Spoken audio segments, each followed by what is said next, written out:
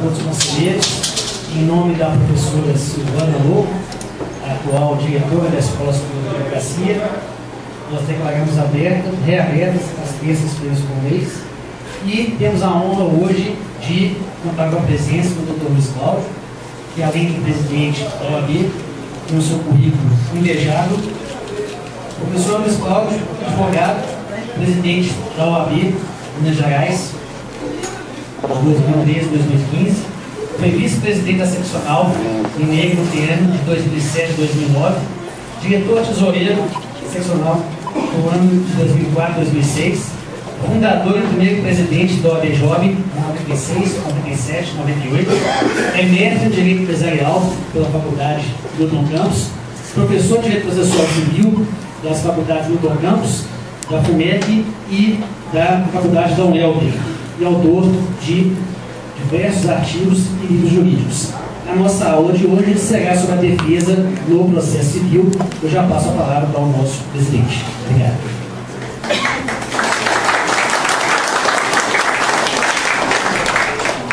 Muito boa noite a todos. É um prazer estar aqui na inauguração desse ano, desse grande evento da Escola Superior de Advocacia, a Escola Superior de Advocacia de Minas Gerais, que é a melhor do país. Já recebeu inúmeros prêmios, e não é à toa, criada que foi por um dos grandes mestres e professores que tivemos, o professor Gerson Bozon. E hoje, aí nas mãos eficientes da doutora Silvana, bem como a sua equipe, composta por grandes advogados de diversas áreas, eu agradeço esse trabalho muito bem prestado à advocacia mineira, pela diretoria da ESA, e também pelos servidores da ESA, todos os funcionários da Casa. Eu quero fazer uma saudação a todos os advogados, advogadas, estagiários e estagiárias, a pessoa dos meus colegas de diretoria que estão aqui presentes, né? O doutor Eliseu, que é o nosso representante do Triângulo Mineiro. Eliseu foi presidente da OAB de Uberlândia por muitos anos e hoje é o vice-presidente da seccional mineira, né? Temos aqui a doutora Helena Della Mônica, que é a representante da mulher advogada da diretoria da Ordem. Temos aqui o nosso colega doutor Joel Moreira, que além de advogado, é vereador em Belo Horizonte, grande companheiro da diretoria da Ordem. E temos aqui também vários conselheiros, representantes da Ordem. E eu vou falar para você sobre um tema muito importante, né? A defesa no processo civil. Estou vendo aqui o doutor Sérgio Murilo, falou que ia lá na Caixa de Assistência e voltava, mas ficou aqui no início. Vou aprender só um pouquinho da sessão. Ele tem que ir lá na Caixa, já justificou. Quero agradecer a presença do nosso presidente da Caixa de Assistência dos Advogados de Minas Gerais. Aqui tem tantos amigos que eu for nominar cada um deles, né?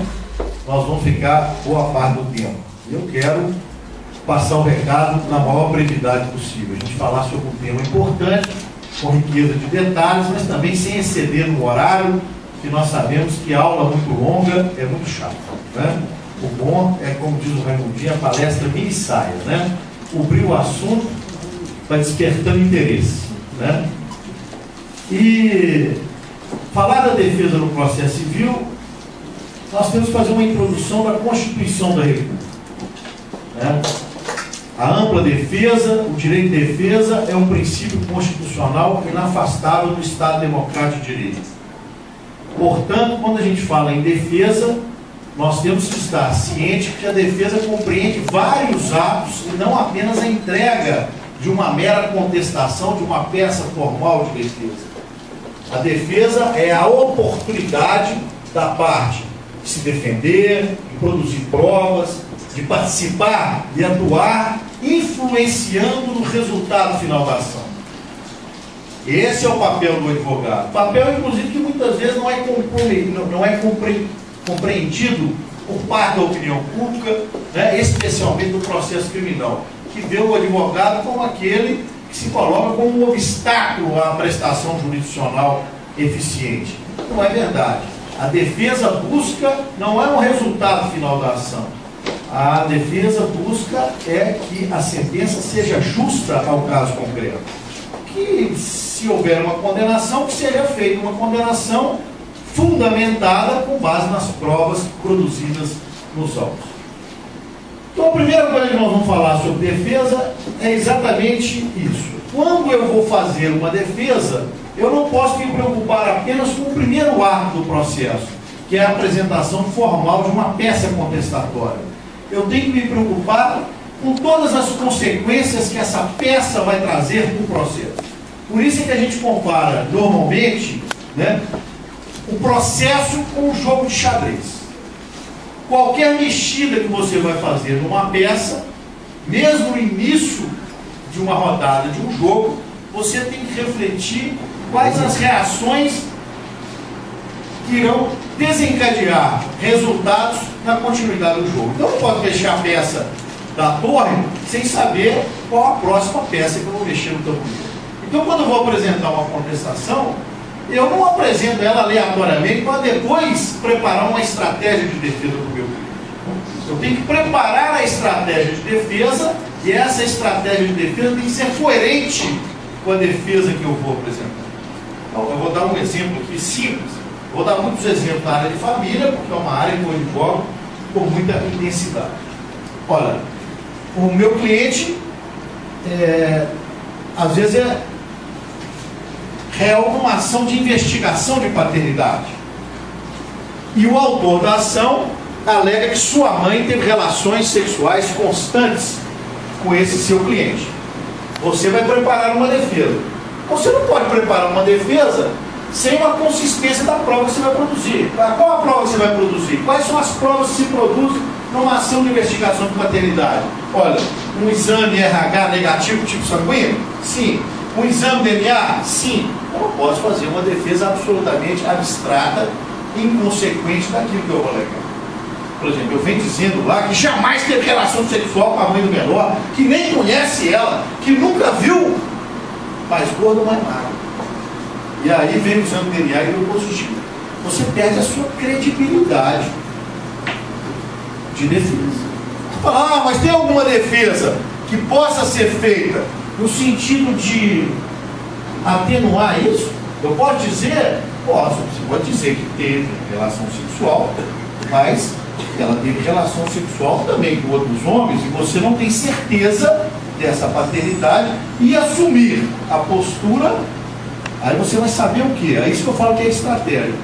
Você abre mão de ser passivo na defesa, ou seja, você não negou o fato e está esperando a produção da prova, mas você reconheceu o fato e apresentou um fato modificativo do direito. Você assumiu para você o ônus da prova. Você que vai ter que fazer o exame de DNA e provar que não é o cliente, o pai da criança. Essa é a melhor estratégia ou não é a melhor estratégia? O que eu estou querendo dizer agora é que as estratégias são definidas pelo advogado de acordo com o caso que vai ser confidenciado. Então, para se ter uma defesa, a primeira coisa importante é que o advogado saiba ouvir o cliente. Naquele confessionário, no seu escritório, cobrando a sua consulta, o advogado tem que aprender a ouvir. Por isso, inclusive, que a legislação foi muito sábia ao afirmar que o único caso em que o advogado pode fazer a sua defesa genérica é quando o réu é revel, citado por edital. Porque o advogado não teve acesso ao seu cliente e não sabe os fatos pelos quais ele vai conduzir uma estratégia de defesa. Agora, a partir do momento que na esfera civil o advogado senta com o seu cliente, ouve o cliente, ele não pode fazer mais defesa genérica, ele tem que rebater todos os fatos que ele possa rebater, e ele tem que influenciar apresentando os fatos modificativos e preditivos ou extintivos do direito. E a estratégia do advogado começa da possibilidade de nem fazer defesa. Mas como é que é isso? Quando o seu cliente é citado, quais as opções que se abrem ao seu cliente? Primeiro, permanecer inerte, não fazer absolutamente nada. Essa é uma opção de defesa também. Segunda opção que ele tem: comparecer e reconhecer a procedência do pedido. E não é a mesma coisa que confessar. Confissão é fato. Não estou falando que você pode comparecer e confessar. Confessar já é matéria de defesa. Não. Reconhecer a procedência do pedido é o seguinte: não me interessa se foi eu que fiz isso ou não, eu quero pagar. Eu estou reconhecendo a procedência do pedido.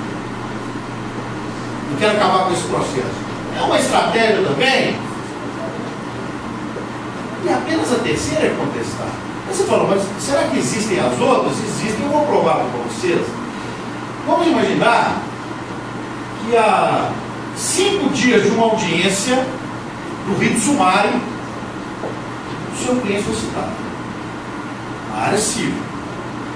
A legislação estabelece que entre a audiência e a citação tem que ter um prazo mínimo de 10 dias. Descendo. Nosso trabalho, me parece, o prazo é de 5 dias. Não é isso? Vamos imaginar, seu cliente foi citado em cima.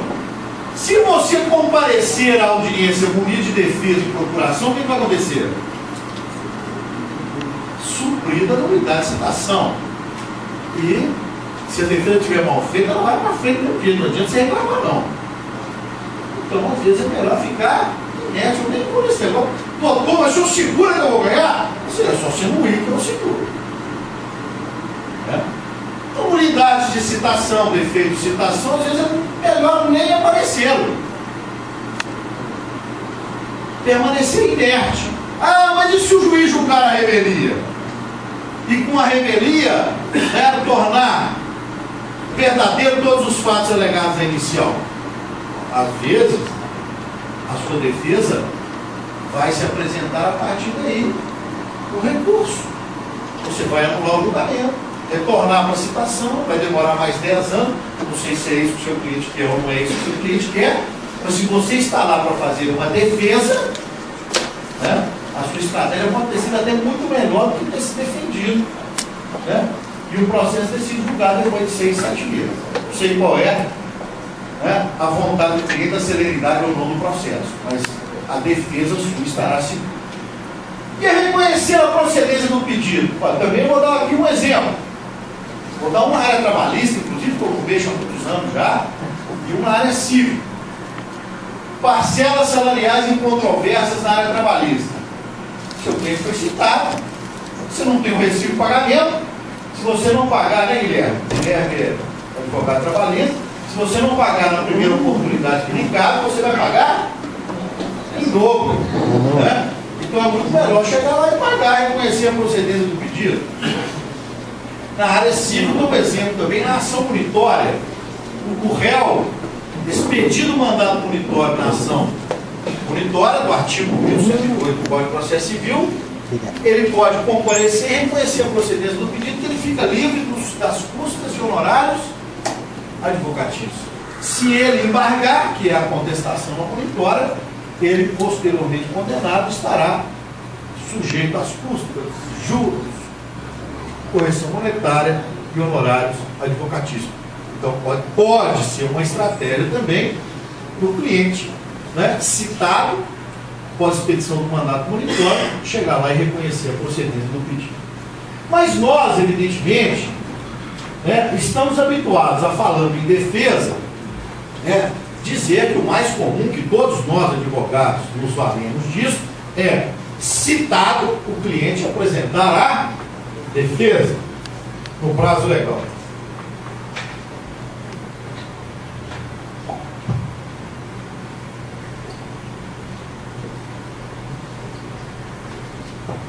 Agora, para que a defesa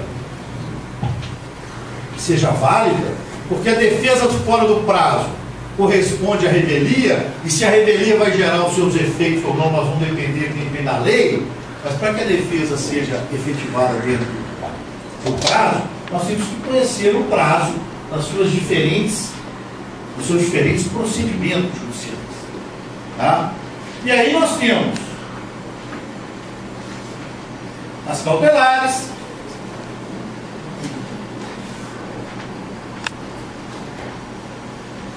que de regra geral tem o prazo de 5 dias para apresentação das defesas. Temos o processo sincrético, o processo cognitivo, na sua primeira fase, que tem o procedimento ordinário, com prazo de 15 dias. Temos o procedimento sumário.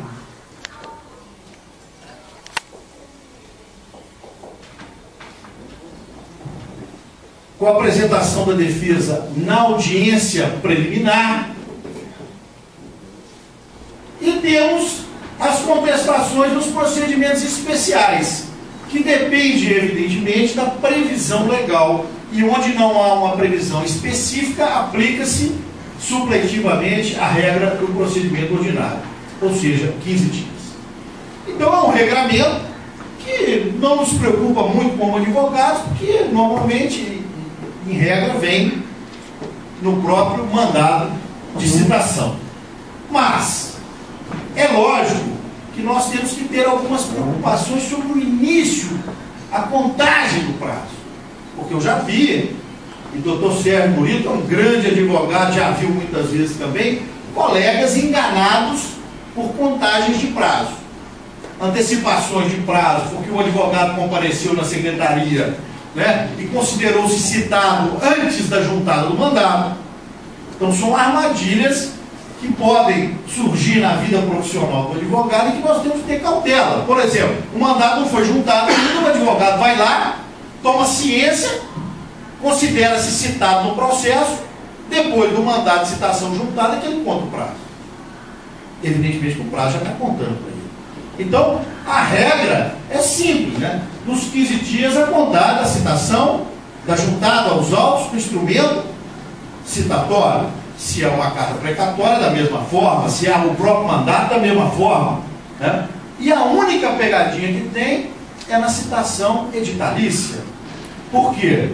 Porque quando nós temos a citação editalícia, o juiz fixa um prazo dilatório de 20 a 60 dias e o prazo de 15 dias só ocorre a partir de findo o prazo dilatório. Então, se o juiz fixou e fixa em regra 20 dias, né, de dilação, o prazo só vai correr a partir dos 20 dias de dilação. Agora, a pegadinha é o quê? São 3 editais, um pelo órgão oficial e 2 em jornal de ampla circulação, e o prazo conta é do primeiro edital. Então a gente às vezes vê advogados que contam do terceiro edital o prazo e acabam perdendo o prazo de contestação. Na verdade, o prazo corre no primeiro edital. Por quê? Porque esse é o edital oficial. Em casos, inclusive, em que uma das partes é carente no sentido legal, em decorrência aqui do exemplo é o autor, ele não precisa, ele é o autor hipossuficiente economicamente, fazer o edital em jornais de ampla circulação. No caso de assistência judiciária gratuita ou gratuidade judicial, precisa-se de apenas um edital. Por isso é que a regra é que a contagem do prazo é do primeiro edital. Então, feita essa observação paralela aqui sobre o prazo, é lógico que não adianta a gente falar em defesa se perder o prazo nisso. Né? O elemento fundamental para o advogado é o prazo. Aí eu lembro sempre daquele caso, né? Que na dúvida faça tudo em 24 horas. Né? Não é isso? Fizeram um concurso com a vez na federal e perguntaram para o cara: qual é o prazo da apelação? 24 horas. Qual é o prazo da contestação? 24 horas. Qual é o prazo de embaixo da declaração? 24 horas. Você não sabe nem o prazo. Eu não sei, não, mas não perco nenhum. Então, na dúvida, 24 horas. Né? Não percam o prazo, faça tudo em 24 horas. Né? Eu gostaria também de dizer que, observado o prazo, a defesa não se resume a uma contestação. A defesa na área civil é sim uma contestação, mas ela é também uma reconvenção, ou pode ser uma reconvenção, ela pode ser uma impugnação ao valor da causa, uma impugnação à assistência judiciária gratuita. Então, uma exceção de incompetência relativa. É lógico que a exceção de incompetência só pode ser relativa, a absoluta é alegada na contestação. Então, qual é o limite da defesa depende do caso concreto. O que eu tenho que dizer para vocês, e aí eu vejo como uma notícia positiva, é que o novo Código de Processo Civil, que nós esperamos seja aprovado, se não no final desse ano, no início do ano que vem, vai acabar com isso tudo. Todas as exceções, impugnações, inclusive o valor da causa e reconvenção, vão deixar de existir como incidentes processuais e vão ser feitos, me parece que como é na Justiça do Trabalho, no próprio corpo da preliminar de contestação. Isso, para mim, é extremamente lógico, coerente com a modernidade que nós esperamos do processo civil. Agora, é lógico, nós não vamos ter unanimidade em nenhuma mudança processual civil. Tem gente que gosta da formalidade. Vai acabar com a reconvenção? Nossa, eu adoro reconvenção. Né? Mas o cara tem um amor por aquele negócio, escrever 30 páginas. Mas, gente, mas você pode fazer um pedido contraposto na própria contestação, gerando os mesmos resultados, e as ações vão ter força dúplice, qual é o problema de acabar com a reconvenção? Não, mas eu gosto da reconvenção, fica tudo muito mais claro, nítido, as petições ficam mais robustas, não há como alegar inépcia de inicial. É questão de gosto. É aquilo que eu falei no início. Eu sou partidário de mudanças. Eu prefiro ser uma metamorfose ambulante, né, como diria Raul Seixas, do que ter aquela velha opinião formada sobre tudo. O Código de Processo Civil precisa mudar. Vamos olhar a Justiça do Trabalho. É a justiça mais séria que nós temos. Não é só por causa da lei. Tem estrutura, condição dos servidores, uma estrutura melhor, mais dinheiro, recursos da União. Mas vamos olhar apenas no termo do processo. Qual é o advogado mais valorizado hoje, que recebe mais rapidamente seus honorários? Os advogados trabalhistas estão conquistando agora os honorários sucumbenciais como vão conquistar, eles vão ficar insuportáveis. Né? E com razão, porque estão valorizados. Agora nós, advogados fracos, começamos uma ação demora 10 anos. O índice de insatisfação da advocacia civil, nós fizemos uma pesquisa sobre isso, está muito maior do que a advocacia penal ou de trabalho. Por quê? Porque você às vezes contrata com a perspectiva de ter honorários sucumbenciais ou honorários de êxito no final da ação, e a ação demora 10, 15 anos, uma coisa boba de resolver. Por quê? Porque o processo não ajuda. São incidentes, gargalos, que nós temos que ter a coragem de enfrentar alguns deles. É lógico que algumas mudanças não vão agradar de forma geral a advocacia, o novo Código de Processo Civil. Mas eu asseguro a vocês, porque eu estou participando dos estudos do Código de Processo Civil no Congresso, as mudanças são muito benéficas. O retorno das férias, do recesso de fim de ano, que foi uma mudança que foi feita há muitos anos atrás e que prejudicou a advocacia e prejudicou o processo civil, porque os recursos hoje não são julgados nos tribunais por falta de juízo no ano todo. Se você pegar que são 5 membros numa Câmara Recursal, numa Câmara do Tribunal de Justiça, e eles não tiram férias no mesmo mês, se um tirar férias em cada mês do ano, embargos infringentes não são julgados no Tribunal de Justiça. É uma conclusão lógica, né? Então, é um dos recursos que eu particularmente, sou doido para acabar, embargo infringente. Eu sei que não é unanimidade, mas está prejudicando hoje, na dinâmica atual, está prejudicando a parte de igreja ajudar. Eu já vou direto para o recurso especial se tiver uma violação à lei federal. Mas eu não quero fugir do nosso tema central. Nosso tema é defesa, e eu asseguro que tirar a reconvenção, não é tirar, você não vai acabar com o direito do cara contra-atacar. Você vai acabar com o instituto da reconvenção, mas ele vai ter o contra-ataque através do pedido contraposto, na própria contestação. Você não vai acabar com a impugnação ao valor da causa, você vai acabar com ela como incidente processual e colocá-la como uma preliminar de contestação. Da mesma forma, a exceção de incompetência, que deixará de ser alegada através do incidente processual e será alegada na preliminar de contestação, como é a incompetência absoluta. Tá?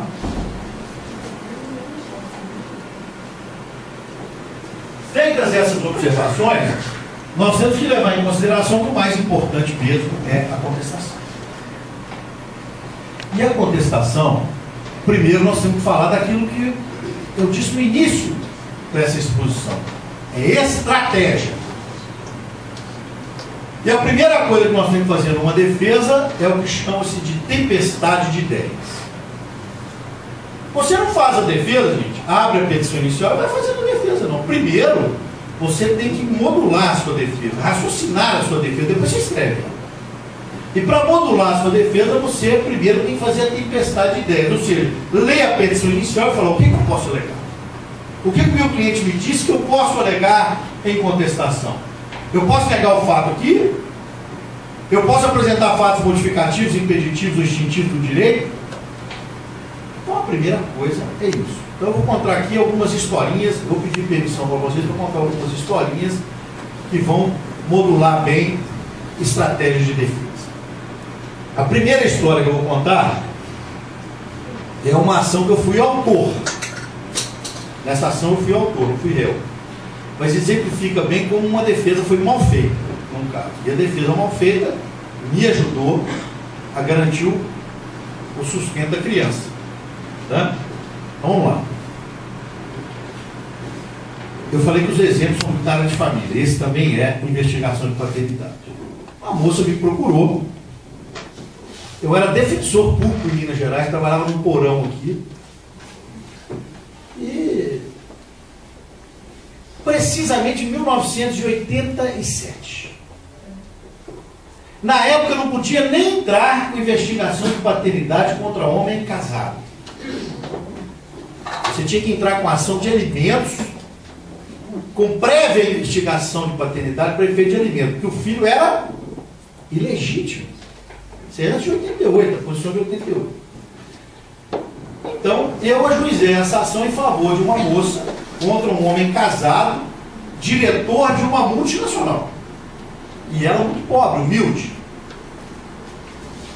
E a gente começando a advogar, faz aquelas petições cheias de drama e amor. Depois a gente fica mais objetivo. Cheio de... E eu coloquei lá que a mulher tinha uma conduta ilibada, eu nem conhecia ela direito. Ela conduta ilibada, eu não sabia quem era. Foi tão bonito isso, conduta ilibada. Elogiei a mulher dela. Né? E lá, num parágrafozinho, eu disse que ela não teve relação sexual com o réu. O que era mais importante, que era o fato constitutivo do direito, eu só coloquei uma linha. Mas falar que a mulher era maravilhosa, mas 3 páginas. Né? E aí chegou na contestação, o cidadão disse que ela tinha outros homens e juntou fotografias dela em bacanais, orgias sexuais com outros homens. Olha, mas era um Kama Sutra completo. Né? Tinha uns 10 homens com ela. Nossa. Aí, qual que é o prazo para impugnar a contestação? Quando tem fato modificativo? 10 dias. E na época não tinha celular. E se tinha, não tinha isso. Né? Eu então mandei um telegrama que ela tinha que comparecer urgente aqui. Ela chegou no último dia do prazo. O advogado é sempre assim, né? No último dia do prazo. Na hora que ela chegou, eu mostrei aquelas fotos. Tá vendo aqui? Perdemos.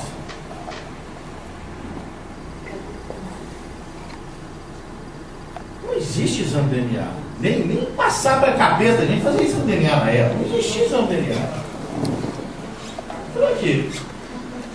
O juiz não vai dar causa possível, você com vários homens aqui. Aí ela virou para mim e falou assim: ô Luiz Cláudio, eu sou prostituta. Primeiro, como é que você me fala isso? Você guarda um segredo do seu advogado. Hã?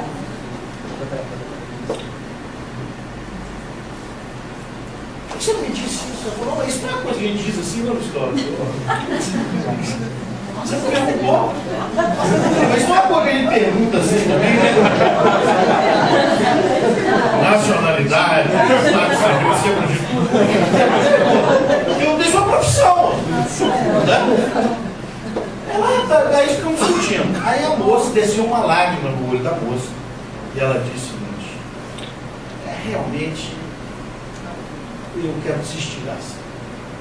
Se meu advogado não acredita em mim, como é que eu vou ganhar ação? Então a primeira regra de defesa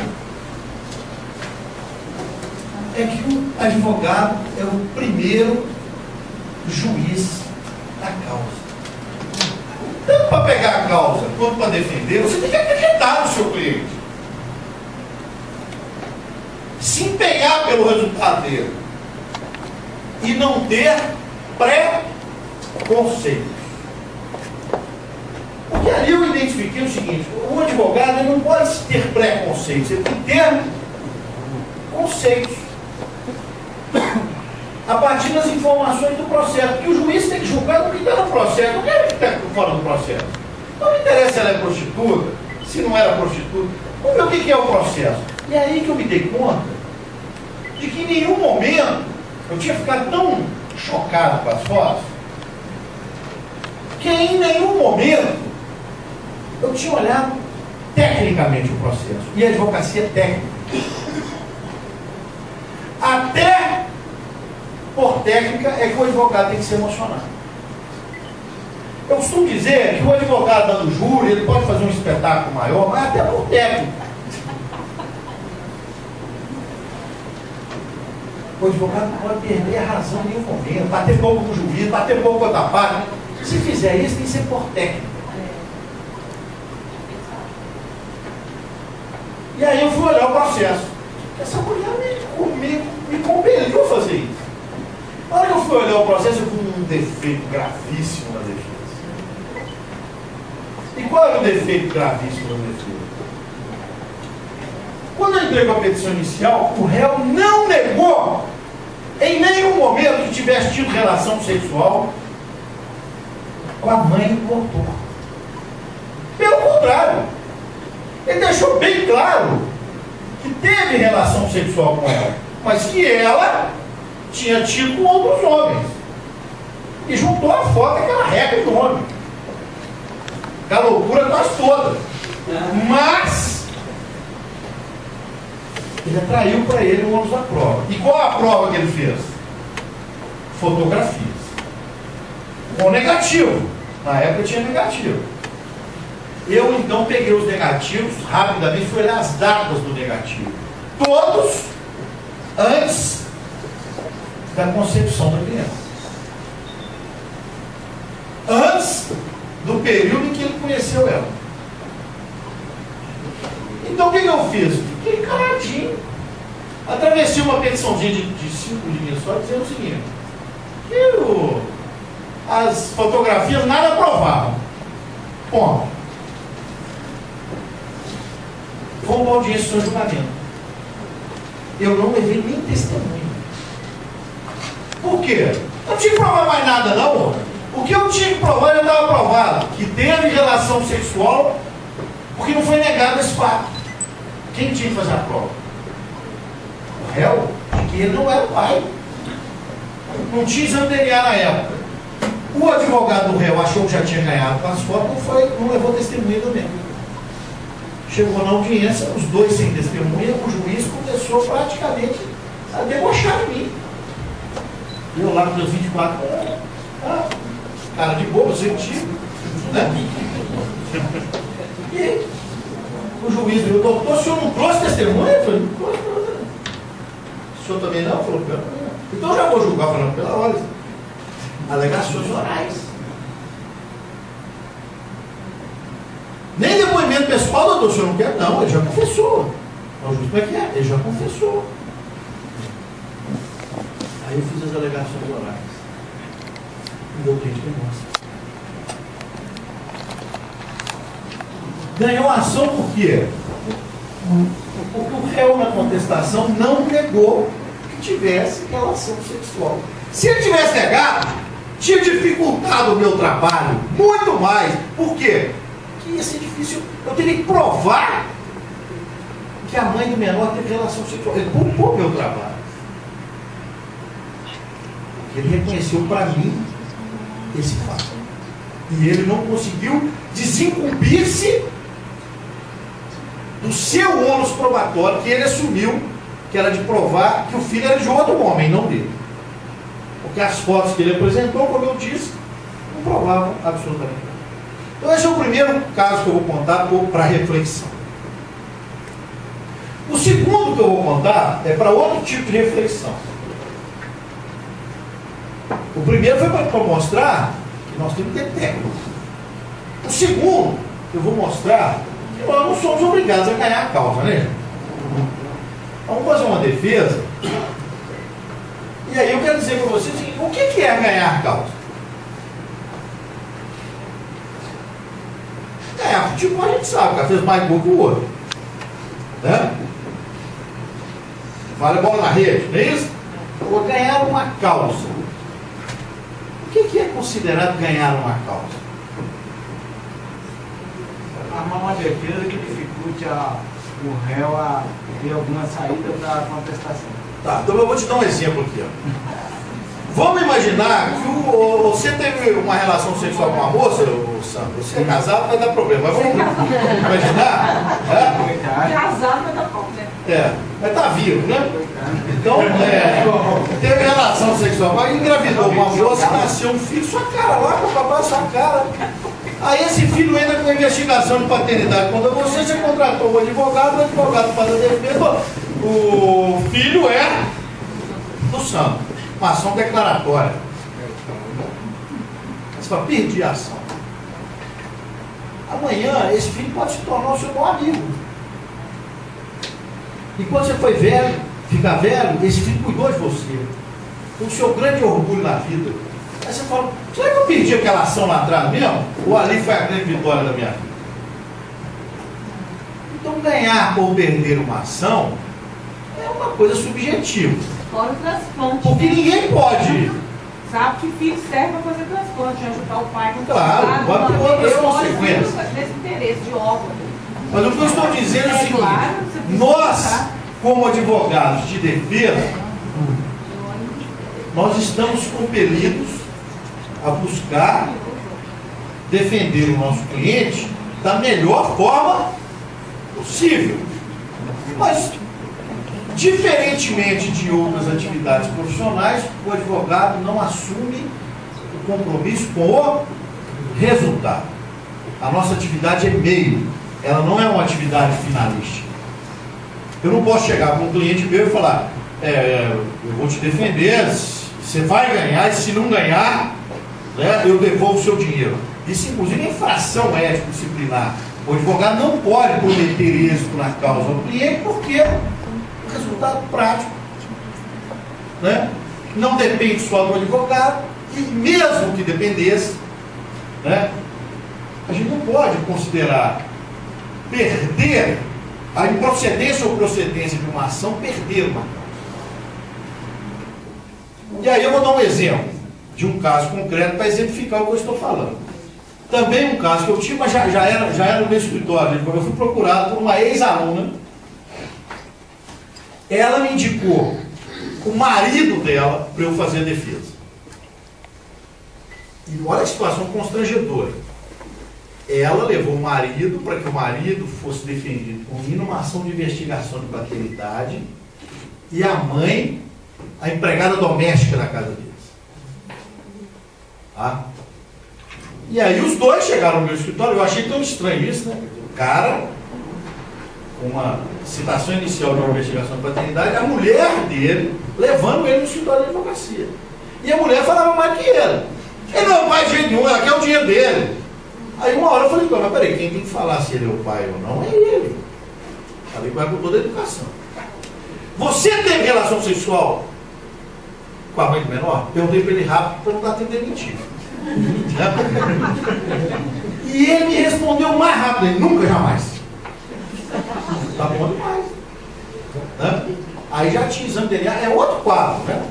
Era outro quadro do primeiro caso que eu contei. já tinha exame de DNA.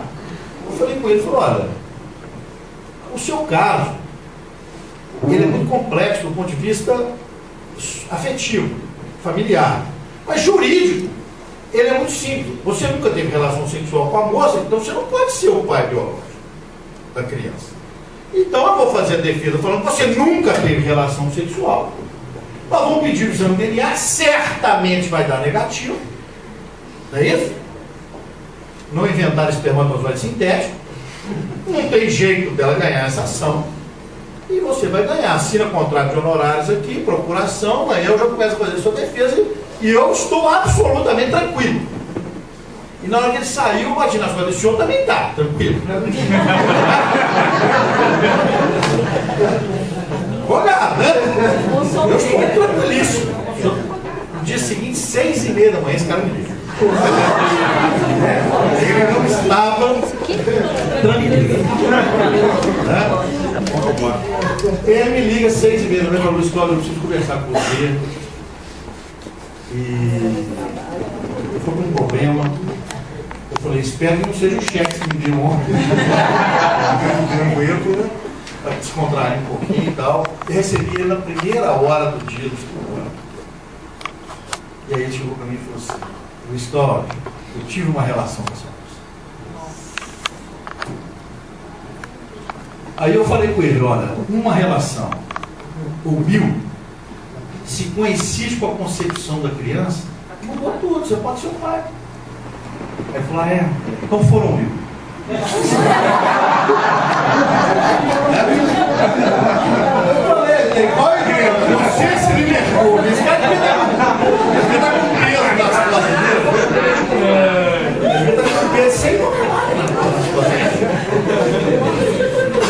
Eu falei, olha, mudou tudo. Mudou tudo.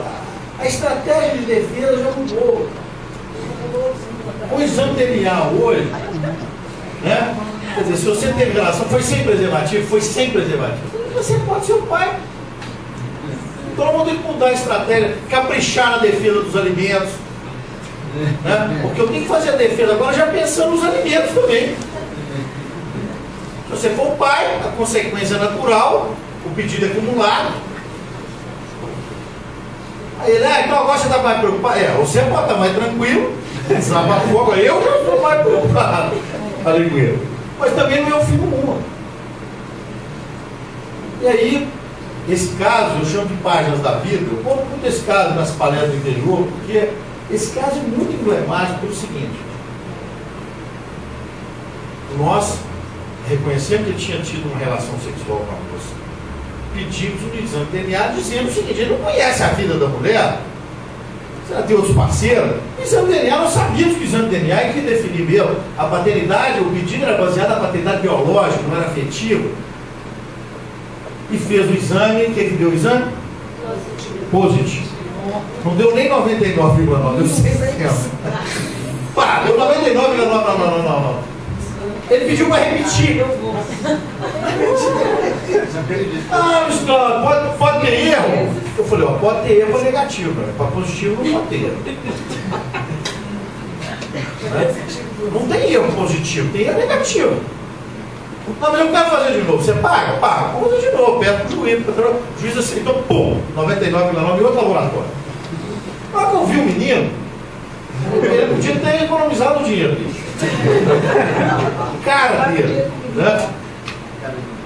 Quando você, então, aí o que eu fiz? Na hora que saiu o resultado positivo, eu atravessei uma petição para o juiz pedindo audiência de conciliação.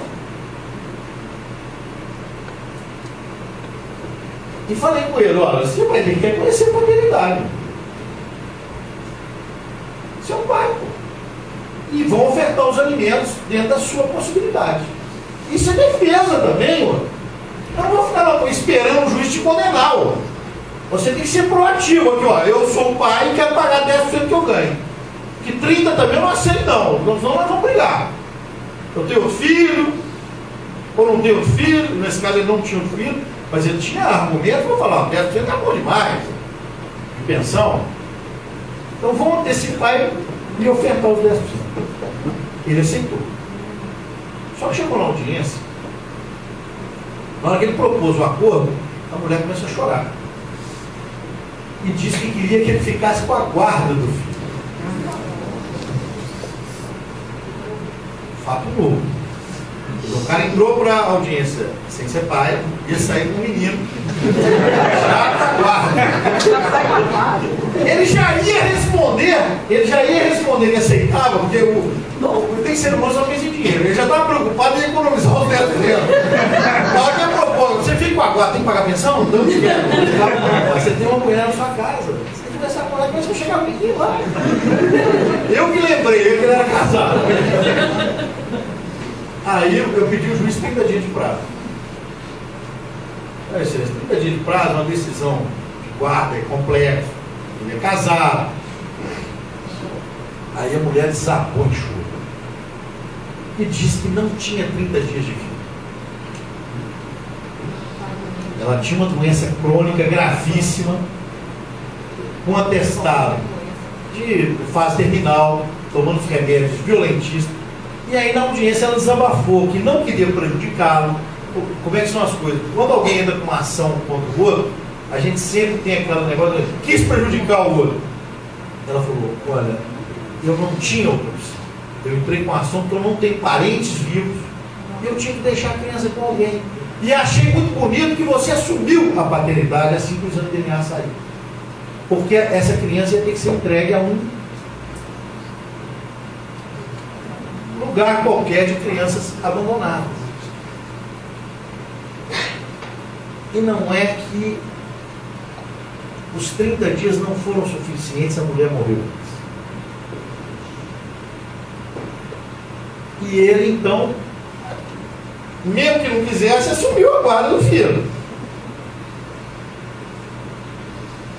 E a vida é tão extraordinariamente imprevisível que ele nunca pôde ter outro filho. A mulher dele não pôde ter outro filho. E eu fui procurado pela mulher dele depois para pedir que ela se tornasse a mãe sócio-afetiva da criança. Então eu conto esse caso como Páginas da Vida para falar o seguinte: era uma ação que tinha tudo para ser o quê? Uma tragédia na vida dele. Quando ele recebeu a citação inicial, a ação para ele era uma tragédia, ou seja, puxa vida, meu casamento vai acabar, eu vou ter um filho que vai ser meu inimigo, eu vou ter que pagar pensão alimentícia, e no final ele ganhou o filho. É o que eu falei com o Sam.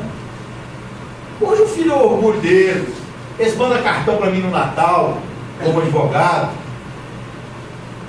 Então o processo ele não pode ser enfrentado apenas como uma resistência. Defesa não é só a resistência. Se o processo for só resistência, ó, você diz uma coisa, eu contraponho aquilo, não há brecha para negociação. Acabou, o processo não vai resolver nunca. O processo é para propiciar a pacificação social. Então você nunca pode fazer da sua contestação um instrumento que impossibilite a pacificação social. Tiver que ser duro, como é que é aquela frase? Duro, mas com ternura, como é? Sem perder a ternura. Né? Não, por exemplo, eu que milito na área de família, eu falo com o pessoal, não leva o problema de família para a polícia não, gente. Isso não resolve nada. Ah, mas se não fizer isso, né, como é que a mulher vai ter prova? Que prova? O divórcio hoje é um direito potestativo. Para que você precisa falar mal do outro para divorciar? Não deu certo? Ou foi um prazer estar casado com você? Não dá mais. Eu não quero. Não precisa ofender. Era um erro do legislador que obrigava um a falar mal do outro porque tinha que ter uma conduta desonrosa, uma grave violação dos deveres conjugais. E um ficava jogando pela no outro. Quer dizer, a pessoa serviu para ficar casado com o outro 25 anos. No 25º ano, em um dia, é a pior pessoa do planeta Terra. E começa a brigar. Aí vai para a polícia, vai para a delegacia. E aí, mesmo ganhando a ação, aí eu vou falar do invertido. Eu falei do que perdeu e ganhou. Eu vou falar do que ganha e que perde. Mesmo que ganhe a ação, saiam derrotados. Eles ficam todos estruturados. Eu vi um caso uma vez que o juiz contou, eu não vi, o juiz contou, na hora a gente fica depois, o juiz fazia isso com a parte, mas ele falou uma verdade, que a gente tem vontade de falar. Um cara uma vez insistindo que o juiz declarasse que a mulher dele era infiel. E o juiz doutor, não precisa disso, não precisa dessa declaração no processo, eu vou decretar o divórcio sem culpa. Não, eu quero que o senhor declare a culpa dela. Mas para quê? Isso aí não influencia mais nos alimentos, não influencia na guarda dos filhos. Para que o senhor quer? Eu quero. Ah, então o senhor vai pegar minha sentença e colocar lá, socorro. Vai ter problema entre os dois lá na hora. Mas o juiz falou uma coisa: eu vou te dar um atestado de cornice, então. O senhor quer isso? Que a sentença fala que o senhor for chifrado? Dou agora. Mas não vai servir para nada. A não ser para destilar o ódio. Então, ganhar ou perder, né? Eu não posso deixar de dar exemplo também na área empresarial. Você não fala, pô, mas só exemplo de família. Família não representa tudo. Na área empresarial nós vamos ver isso também. E aí eu dou um terceiro exemplo. Terceiro cálculo de defesa.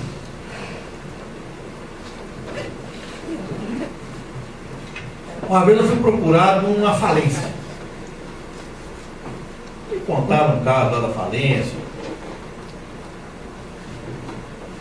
Na hora que eu analisei os documentos todos, para ser o mais breve possível, na hora que eu analisei os documentos todos, o meu cliente, que era o réu, não tinha defesa. O que eu disse para ele então? E aí eu quero saber, você como advogado, você tem coragem de falar para o seu cliente coisa que ele não quer ouvir? Por que o cliente não quer ouvir? Ele tem que pagar. O cliente não quer ouvir isso não. Ele quer falar o quê? Eu vou dar um jeito. Né? E aí eu olhei, fiz um estudo e falei assim, aqui meu amigo, você tem que pagar. Ah, mas não tem dinheiro para pagar não. Então você está confirmando o que o autor está falando. Você é insolvente.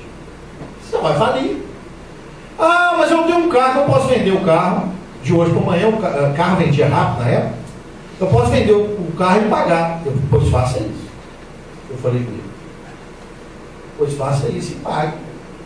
Porque inclusive eu estou olhando aqui, seus livros contábeis não estão em dia, você pode até ter outros problemas muito mais graves. Aí ele saiu do meu escritório. Não deu 40 minutos, ele me ligou.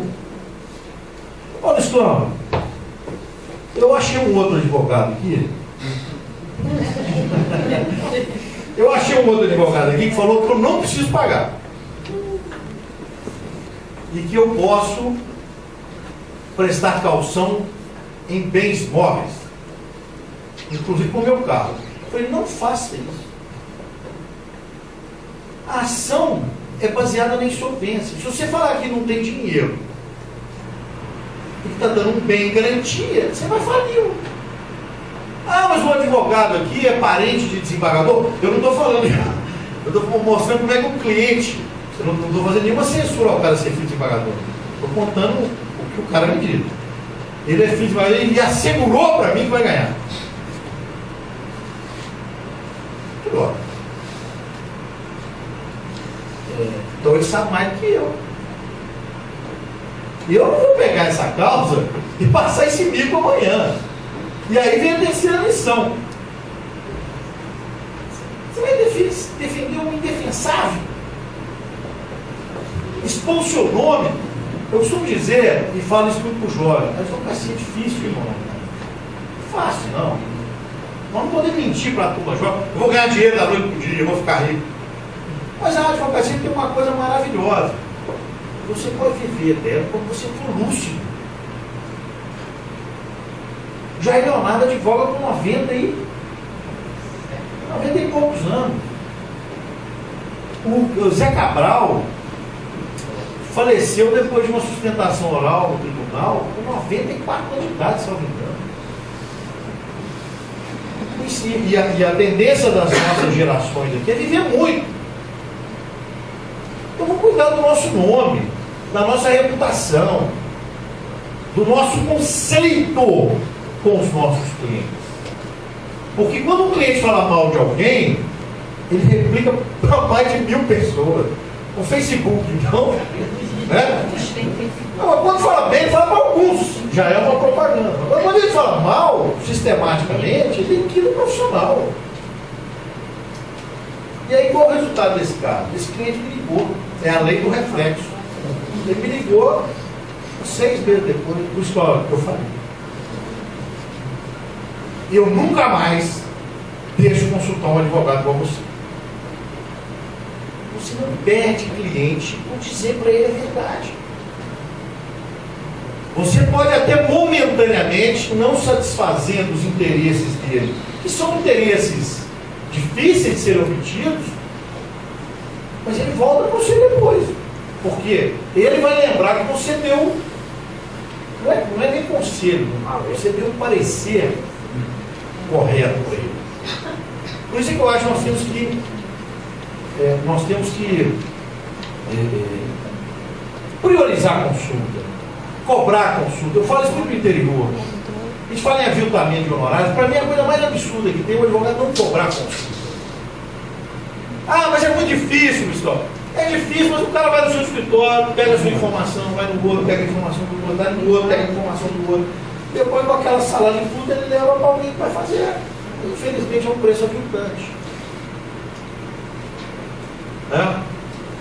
Então, vamos voltar ao nosso assunto.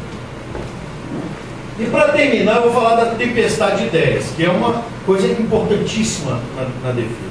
Quando eu disse que eu vou pensar várias coisas na petição, todo caso concreto, eu tenho que falar tudo que vem à minha cabeça e colocar no papel. Depois eu ordeno o que é preliminar, o que é defesa de mérito, o que não é mérito. Aí eu sei lá se prescrição é mérito ou não é. Depois eu vejo onde eu vou colocar na petição. Mas a primeira coisa é eu colocar tudo que eu possa colocar. Tudo que eu saiba que está errado ali, né? Desde o artigo 301, a defesa de mérito, eu vou colocar ali uma tempestade de ideias, negando todos os fatos que eu possa negar. Isso é lícito? Isso é antiético? Eu acho que não. As pessoas têm um dever, né, de não produzirem prova contra elas mesmas. Ninguém é obrigado a produzir prova contra elas. E no processo civil em especial. Por quê? Porque no processo penal a confissão pode vir até para enganar a autoridade investigante.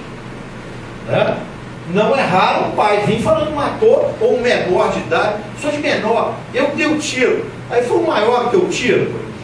Né? Não vou falar que foi o caso do corintiano, mas não é, né, fora de propósito acontecer. Quando uma vez o cara falou que matou, foram ver o filho dele tinha matado. Então a confissão na área penal não é considerada a rainha das provas. A rainha das provas na área penal é a testemunhal. A rainha das provas do civil é a confissão. Então se o cara confessa, não precisa nem pedir para produzir prova mais. Ó, você me deve 10 mil reais. Sim, deu. Pá, então paga, já está condenado. Não precisa nem produzir prova. Então, é lógico que o réu, ele não pode, e nem pode ser obrigado a confessar todos os fatos alegados. Ele tem o direito de negar o fato. Tá? Agora, você só deve negar fatos que possam ser negados. Sou pena de você ser acusado de litigante de má fé. Não proceda lá. O fulano é casado para fulano, juntou certidão de casamento. Não, nunca foram casados. Eu estou negando o fato. Vai ser litigante de má fé, está lá o documento provando que eles são casados. Agora, a mulher vem e fala assim: nós vivemos em união estável de 6 de novembro de 2002 até hoje. Eu nunca vivi em união estável com essa mulher. Eu tenho o direito de falar que não. e sabendo que se eu não me contrapor a esse fato, ele será tido como verdadeiro. O primeiro elemento da prova é isso: negar o que possa ser negado. Então vamos ver se vocês entenderam aqui. Ó. Em homenagem ao Guilherme Cruz, eu vou dar um exemplo trabalhista. Eu trabalhei numa empresa, estou com um corte leve, lesão por esforço repetitivo. Eu cheguei perto de você com aquela conversa, né? Ô doutor, eu trabalhei na empresa durante 5 anos. Então, vamos dar uma precisão aqui. 7 anos. E durante 7 anos me pagam hora extra. Eu ficava lá até 11 horas da noite digitando, mexendo com digitação. A cadeira era ruim. E eu adquiri essa tal de LER, sabe? Agora eu estou aposentando. Eu quero uma indenização por dano moral, dano material. Contei o caso, eu já vim com a história completa. Aí você vai fazer a defesa. Você vai fazer a petição inicial e pediu lá. Dano moral, dano material, hora extra, pá de coisa. Aí o advogado da empresa vai se defender. Aí um dia eu fiz um teste desse com uma plateia cheia igual a essa. Vou pegar só um ponto desse ataque da petição inicial e dessa defesa. O cara está alegando que tem LER. E que contraiu a LER, pode dizer isso? Contraiu? Pode, né? Contraiu a LER no ambiente de trabalho, pela falta de postura, né? Ergonomia ruim da mesa, digitação em excesso, fazer hora extra. Olha o primeiro elemento da defesa. Aí alguém vem e fala assim, de que ele não contraiu a LER no ambiente de trabalho. Não, esse é o segundo. O primeiro é o quê? Se tem ou não tem a LER. Aí quem deve justificar a avaliação. O histórico, mas ele está no INSS afastado por LER. O INSS está falando que ele tem LER. Mas quem é o INSS? É Deus? É prova pericial que tem sobre o contraditório? Eu tenho obrigação de questionar isso como advogado. Ele não tem LER. E não tem prova de que tem LER aqui. Ah, isso é difícil. Depois eu tive um caso desse. E na hora que foi ver, o cara tinha problema cardíaco. A dor que irradiava no braço era parecida com a lei. Eu só vi a vida desse cara. Como advogado do réu. Queria morrer a qualquer momento, achando que tinha LER. Né? E sabe como é que descobriu? Na hora que fez a perícia lá, o exame completo, o cara era tabagista de último grau, fumava 3 maços de cigarro por dia. Na hora que for fazer os exames, o cara está todo entupido. Hã? E aí saiu logo lá, não tem LER, coisíssima nenhuma. Pô, já matou o problema. Então, a tendência nossa, às vezes, é ver a defesa de segundo, terceiro alcance, e não ver o do primeiro alcance, negar o fato. E aí eu vou dar um exemplo simples aqui. Mas como é que faz então na tempestade de ideias? Aqui ó, vamos julgar um caso agora de família de novo, porque eu tenho mais traquejo. Investigação de paternidade. A mulher teria transado com o cara. Relações sexuais habituais com o cara. O filho entrando com a ação contra o suposto pai. O que ele pode alegar em defesa? Primeira coisa, nunca teve relação sexual com ela. Segunda coisa, vamos supor que esse cara é estéril. Mesmo que tivesse tido relação sexual com ela, jamais ele poderia ser o pai. Por quê? Porque ele é estéril. Você não vai inventar um fato que você não possa provar, né, gente? Eu estou dizendo num conjunto de defesa. Né? E além disso, ela teve outros homens. Fato modificativo. Não tem um fato impeditivo, um fato modificativo. Então, o que eu quero dizer é que quando você joga todos os elementos de defesa, depois é que você vai ver o que é fato prejudicial, o que é fato impeditivo, modificativo, mas você tem que basear a sua defesa na seguinte estratégia. Primeiro, negar o fato. Quando eu digo fato, é o fato constitutivo do direito do autor. Toda petição inicial tem um fato constitutivo, pelo menos um. Por exemplo, na investigação de paternidade, qual que é o fato constitutivo? Ou é a união estável entre um homem e uma mulher, ou é a relação sexual conhecida como concepção da criança. Ah, mas ele cumulou união estável com alimentos. Qual que é o fato constitutivo do alimentos? Parentesco, necessidade e possibilidade. Toda ação tem um fato constitutivo. Qual é o fato constitutivo do uso campeão? O lapso temporal para aquisição da propriedade. Qual é o fato constitutivo na ação possessória?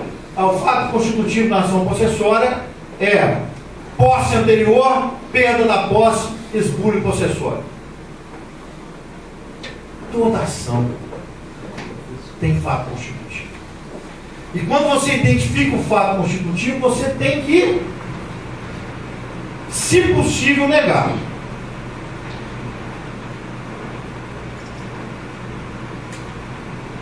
E, paralelamente, dentro do princípio da concentração dos atos de defesa, você tem que, dentro do princípio da eventualidade, você tem que apresentar também os fatos modificativos,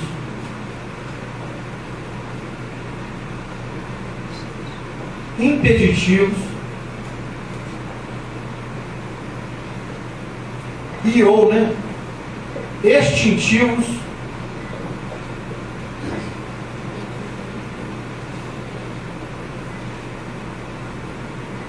do direito ao autor.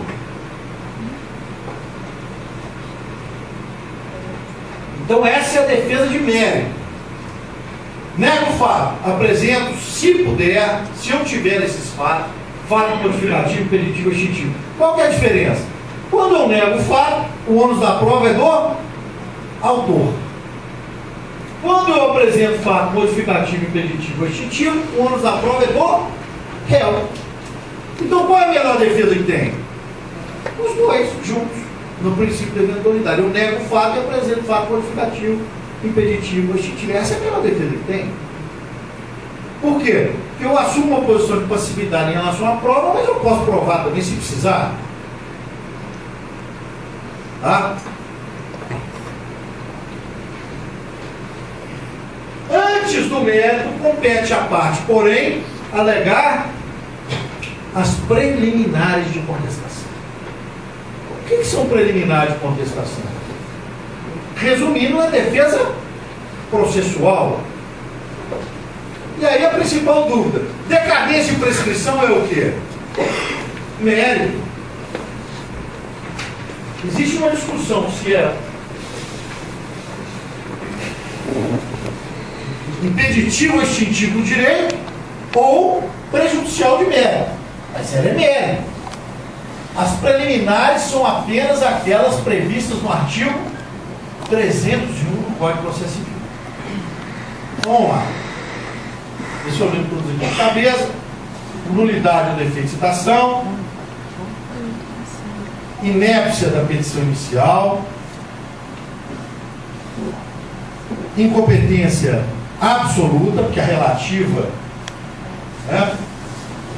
é alegada aqui.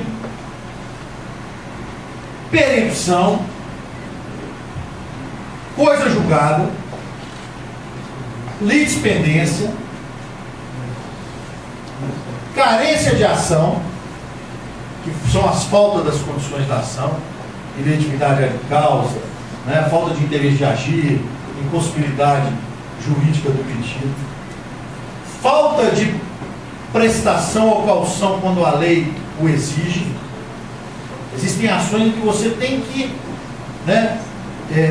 prestar cauções anteriores, a rescisória, a ação rescisória, no exemplo, você tem que depositar 5% do valor da causa. Coisa julgada,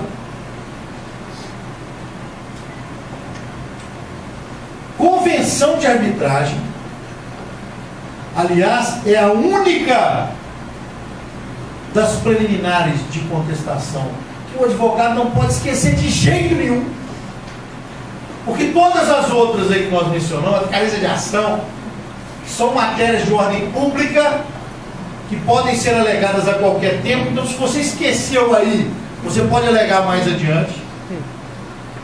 Você paga pelas custas de retardamento do processo, mas pode alegar, até em qualquer grau de jurisdição, inclusive.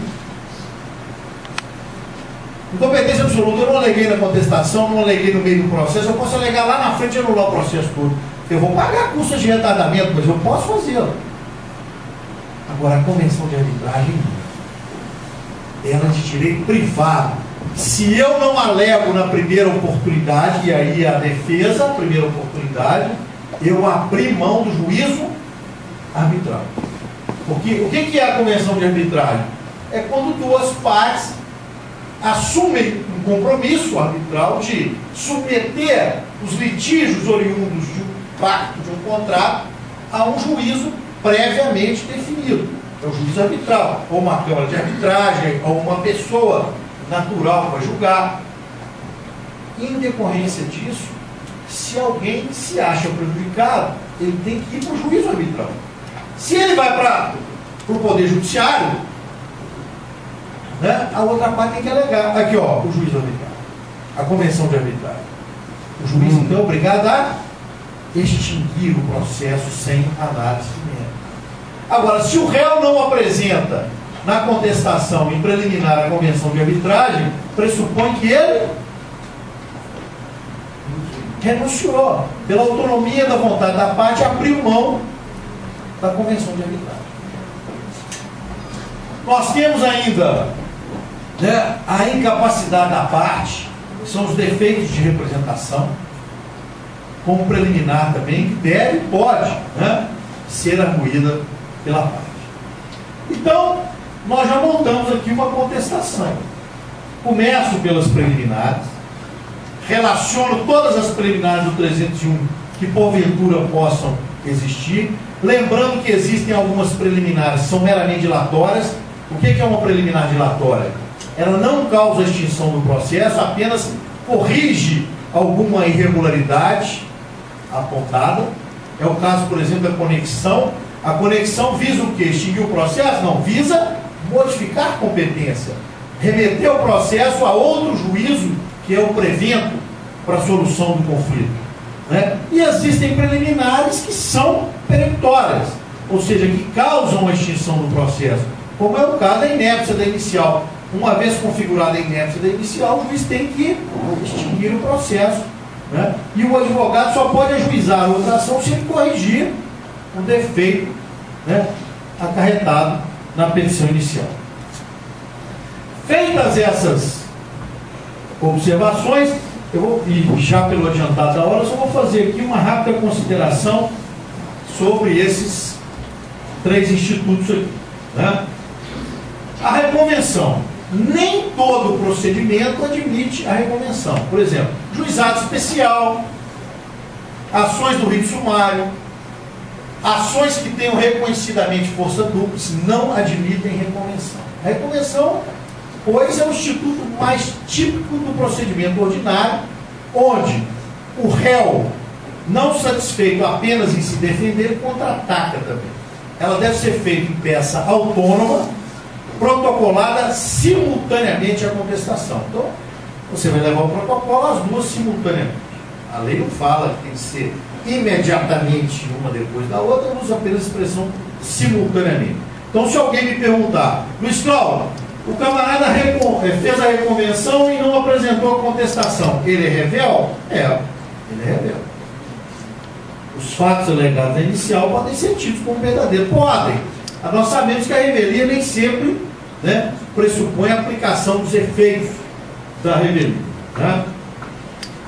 Se ele contestou e não apresentou reconvenção, está prejudicado o direito dele de fazer pedidos em favor dele? Não, ele pode entrar com uma petição inicial ou uma ação e pedir a conexão para ser julgado conjuntamente do mesmo jeito. Então é apenas por economia processual, mas ela tem que ser feita em peça autônoma, tá? As impugnações também são em peça autônoma. A mais comum é a impugnação ao valor da causa, é um incidente processual e, convenhamos, né, de pouquíssima utilidade nos dias de hoje. Em especial, e aqui eu quero tratar de um assunto que é muito tabu para a advocacia, mas nós temos que, num ambiente aqui entre colegas, nós temos que abrir o verbo, especialmente no Brasil, onde hoje nós temos 90%, 80% das ações com assistência judicial gratuita. Eu vou procurar nessa minha gestão fazer um trabalho sobre a conscientização do advogado, dos malefícios dele sair pedindo gratuidade judicial em todas as causas. Eu tenho verificado, não vou acusar nenhum colega, mas um abuso do cliente de dizer para o advogado que ele não tem condição de pagar as custas do processo. O advogado, quando ajuiza uma ação, evidentemente baseado na informação do cliente, ele não está passando problema nenhum. Né? Ele não está assumindo a responsabilidade. Mas eu acho prudente que o advogado exija do cliente, mesmo que ele não junte no processo, exija do cliente uma declaração de que o cliente é pobre no sentido legal sobre as penas da lei. Porque o advogado muitas vezes atravessa uma petição por ruído, o cliente se declara pobre nos termos da lei, fazendo jus à assistência judicial gratuita, gratuidade judicial. Aí o juiz dá gratuidade judicial. Eu vi um caso uma vez, eu fui na casa de uma senhora, uma mansão na Pampulha. Isso tem muitos anos já. Na hora que eu vi aquela senhora, eu falei, essa senhora não sai da Defensoria Pública. Na hora que eu olhei lá, ela tinha os 4 imóveis na Pampulha. E ela não saía da Defensoria Pública. Todas as causas que ela propunha, ela vinha aqui e se declarava pobre. Então nós temos que ter muito cuidado. E eu hoje falo isso com os meus clientes. Chegam no escritório e falam, Luiz Cláudio, o cara já vem com o discurso pronto, né? Eu sou pobre, legal, com base na lei 1600. Como é que o cara sabe da lei já? O cara já vem com o discurso pronto, né? Aí eu falo com ele o seguinte, olha, deixa eu falar uma coisa para o senhor vai assinar o papel aqui para mim e eu vou acreditar no senhor. Mas, se tiver uma impugnação à gratuidade judicial e o senhor perder, o senhor pode ser processado por falsidade ideológica. E eu não vou junto com o senhor, não. Porque a declaração aqui é o senhor que está dizendo para mim. Eu não deixo pegar o papel, não. Eu não vou dizer para o senhor, não. Eu não vou lá na justiça falar para o senhor que o senhor é pobre de legal. O senhor vai dizer. Porque o pedido indevido prejudica até o colega de você. Porque se o cara perde a ação, ele não paga nem o honorário de sucumbência. Que ficam suspensos pela, de serem inexigíveis em razão dele. E às vezes está vendo que o cara tem uma condição econômica. Então é só um desabafo aqui, com parênteses nesse tópico da impugnação. Por quê? Porque hoje as impugnações ao valor da causa vão depender do sentido. Se alguém entra com uma ação, eu estou entrando com uma ação contra você de indenização e o valor do pedido é de 500 mil reais. Mas você sabe que eu não tenho dinheiro nenhum, coloco lá a gratuidade judicial, aí eu ponho o valor da causa 100 reais. Para que você vai impugnar o valor da causa, julgar ele para cima, se eu não vou pagar custos nem sucumbência?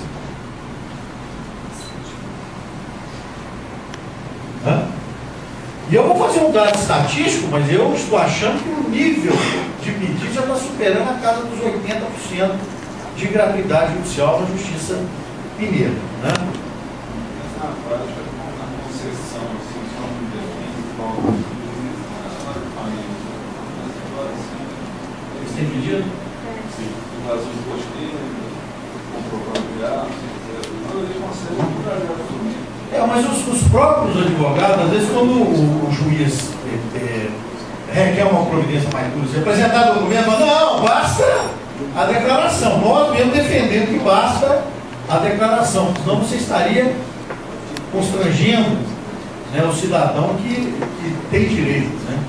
Então, eu estou falando o seguinte, eu acho que se partir dessa campanha da advocacia, eu acho que ela é mais benéfica para que nós não temos submetidos a uma decisão judicial que muitas vezes é arbitrária em determinados casos, de apresentar.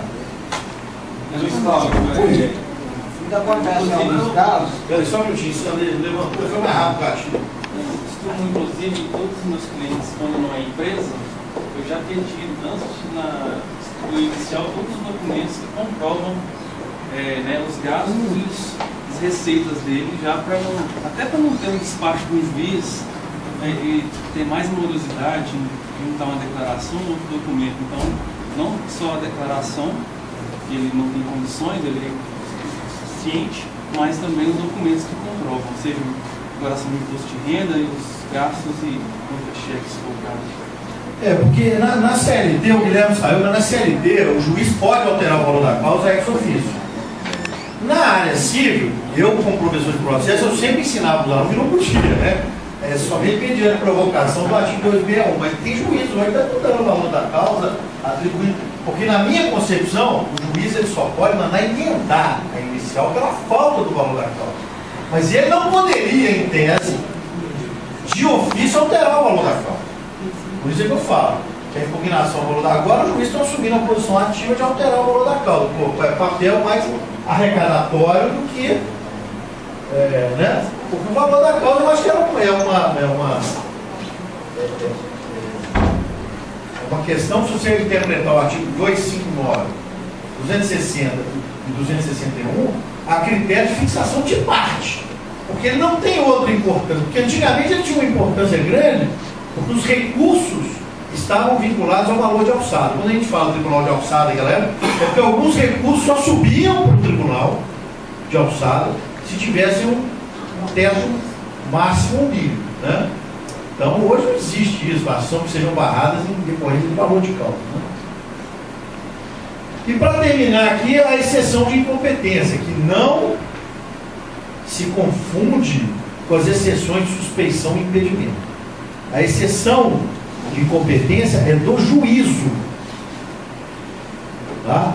Então quando você alega uma exceção de incompetência aqui, você não está dirigindo o seu pedido ao juiz da ação, tá?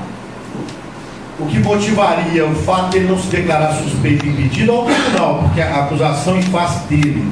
Aqui não, você está alegando a incompetência do juízo, pelo que a competência de julgar é dele mesmo esse incidente.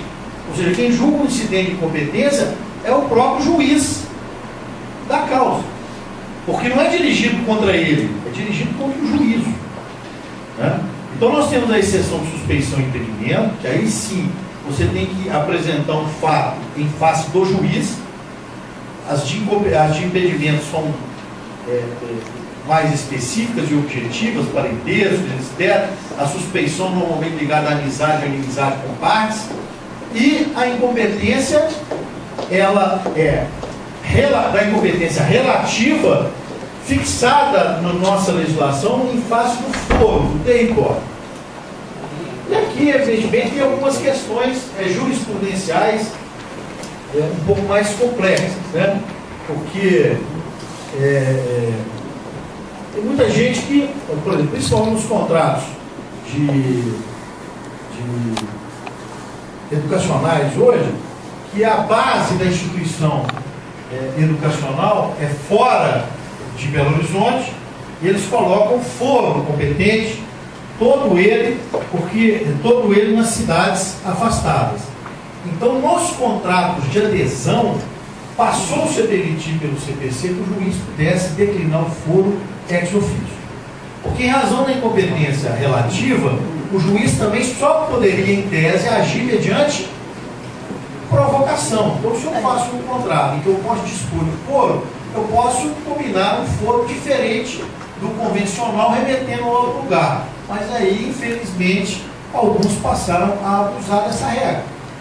E a regra maior foi realmente no sistema educacional.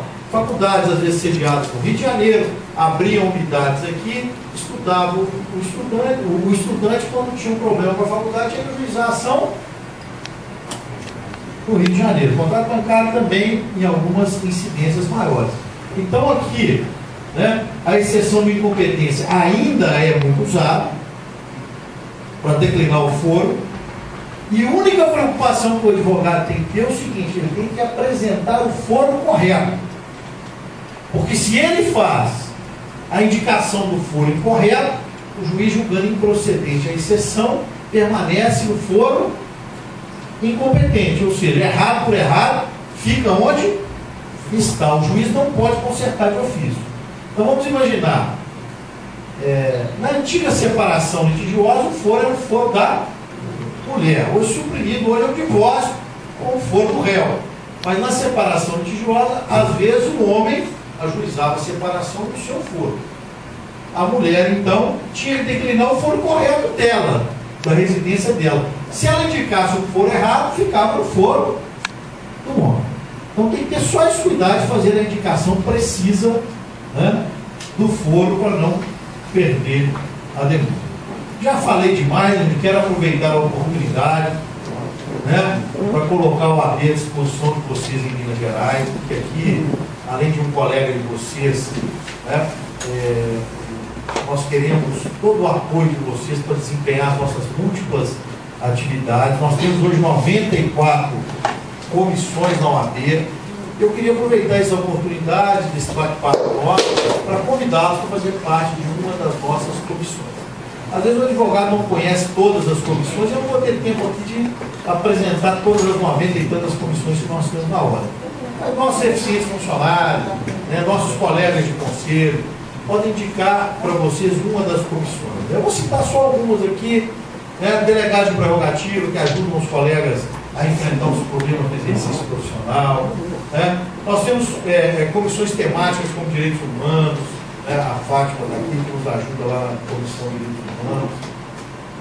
Nós temos comissões extremamente novas, como direito aeronáutico, direito minerário, comissões novas de ramos do direito, muito jovens para nós. Temos comissões que têm assim, um apelo muito grande à advocacia jovem, que é ambiental, infância e adolescência, né? Comissão que protege os idosos, comissão de diversidade sexual. Quer dizer, nós temos comissões de vários ramos do direito importantes, né? Dentre eles a ESA aqui, que é tão bem conduzida pela Silvana Lobo, que estão aí precisando de gás, de gente para ajudar a trabalhar, a vestir a camisa da ordem.